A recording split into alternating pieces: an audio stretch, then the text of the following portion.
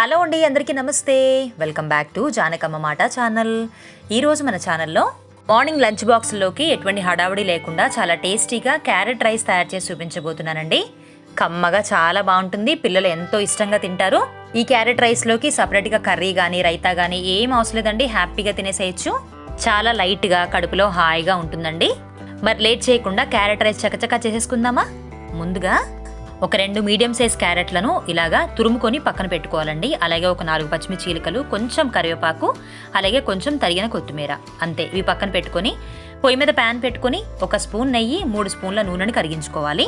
నూనె వేడెక్కిన తర్వాత పోపు దినుసులన్నీ ఒకదాని తర్వాత వేసుకొని చిటపట్లాడించండి. ఆవాలు, జీలకర్ర, శనగపప్పు, మినప్పప్పు, అలాగే ఒక 2 ఎండుమిర్చిని ముక్కలుగా తుంపుకొని వేసుకోవాలి. అలాగే 2 రెమ్మల కరివేపాకు, అలాగే పచ్చిమిర్చి చీలికలు కూడా వేసుకొని ఇవన్నీ నూనెలో దూరగా వేపుకోవాలి.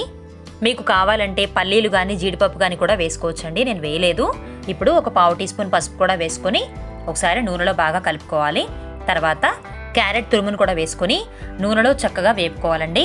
క్యారెట్లోని పచ్చివాసన పోయి కొంచెంసేపు నూనెలో వేపుకున్న తర్వాత మూత పెట్టుకొని 1 నిమిషం పాటు ఉడికించుకోవాలి. తర్వాత మూత తీసుకుంటే చూసారా, చక్కగా ఇది నూనెలో వేగిపోయింది కదా. ఇప్పుడు దీంట్లో రుచికి సరిపడా ఉప్పు, అలాగే ఒక 1/2 టీ స్పూన్ కారము, ఎందుకంటే మనము పచ్చిమిర్చి వేసుకున్నాము, ఎండుమిర్చి కూడా వేసుకున్నామండి, అందుకే కొంచెంగా కారం వేస్తే సరిపోతుంది.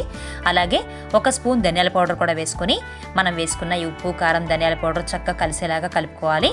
కలుపుకున్న తర్వాత ఉడికించి చల్లార్చిన అన్నాన్ని కూడా ఇందులో వేసుకొని ఈ క్యారెట్ తురుము అన్నానికి బాగా పట్టేలాగా చిన్న మంట మీద కలుపుకోవాలి. నేను ఒక 2 కప్పుల వరకు రైస్ని తీసుకున్నానండి.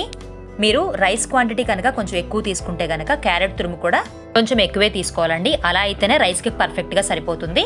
చూసారా, ఇలా అన్నంలో క్యారెట్ తురుము చక్కగా కలిసిపోయింది కదా. ఇప్పుడు 1 స్పూన్ నెయ్యిని వేసుకొని బాగా కలుపుకోవాలండి. ఇలా నెయ్యి వేసుకోవడం వల్ల కమ్మటి సువాసనతో చాలా చాలా టేస్టీగా ఉంటుంది.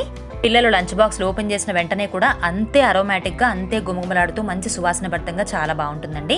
చివరిగా తరిగిన కొత్తిమీర వేసుకొని 1 నిమిషం పాటు కలుపుకొని వెంటనే దించేసుకుంటే అంతేనండి, మన super tasty lunch box recipe carrot rice చక్కగా రెడీ అయిపోయింది కదా. మరి తయారీ విధానం నచ్చితే కనుక మీరు కూడా లంచ్ బాక్స్లోకి కమ్మగా క్యారెట్ రైస్ చేసి పెట్టండి. అలాగే వీడియో నచ్చితే లైక్ చేయండి, షేర్ చేయండి, సబ్స్క్రైబ్ చేసుకోండి. Thank you for watching.